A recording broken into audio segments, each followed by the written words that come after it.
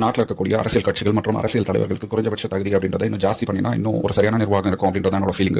அந்த அடிப்படையில் பார்த்தீங்கன்னா குறைஞ்சபட்சம் 3 இருந்து ஒரு 5 வருஷம் சமூக சேவையில் அவங்க ஈடுபட்டு இருக்கணும். அது வந்து ஒரு மெடிக்கல் ஃபீல்ட்லையோ இல்லை ஆர்மிலையோ போலீஸ்லையோ எஜுகேஷன் டிபார்ட்மெண்ட்லையோ இல்லை ஒரு தூய்மை பணியாளராவோ இல்லை விவசாயம் பண்றவங்களாவோ ஏதோ ஒரு விதத்தில் வந்து பார்த்தீங்கன்னா நாட்டுக்கு அவங்க சேவை பண்ணியிருக்கணும். அப்படி சரியா சேவை பண்ணக்கூடியவங்களை மக்களாக தேர்ந்தெடுத்து அரசியல் இதில் நீங்கள் போட்டியிடலாம் அப்படின்னு சொல்லிட்டு அந்த வேட்பாளர்களையே மக்கள் தான் தேர்ந்தெடுக்கணும். அவங்க அந்தந்த இதில் பார்த்தீங்கன்னா துறை ரீதியாக எந்த கட்சியுமே இல்லாமல் துறை ரீதியாக அவங்கவுங்க தன்னோட நலத்திட்டங்கள் என்னென்ன வச்சிருக்கோம் மக்களுக்காக நாங்கள் இவ்வளோ சேவை பண்ணியிருக்கோம் அப்படின்னு சொல்லிட்டு ஒவ்வொருத்தரும் இண்டிவிஜுவலா இந்த கட்சி கோஷ்டி இல்லாம ஒவ்வொருத்தரும் இண்டிவிஜுவலா அவங்க போட்டி போடணும்.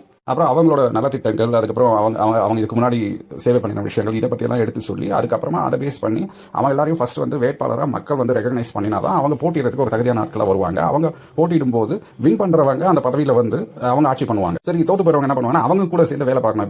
இப்போ ஒரு எம்எல்ஏ இருக்கு, ஒரு 3 பேர் 4 பேர் நிற்கிறாங்கன்னு வச்சுக்கோங்களேன். உதாரணத்துக்கு ஒருத்தர் தான் ஜெயிக்கிறார் அப்படின்னா பாக்கி இருக்கவங்க அவர் கீழே சேர்ந்து திருப்பி நாட்டுக்காக சேவை பண்ணணும். யாருமே இங்கே சும்மா நாங்கள் தோத்து போயிட்டோம் அப்படின்னு சொல்லிட்டு எதிர்கட்சியாக உட்காந்துக்கிட்டு சத்தம் போட்டு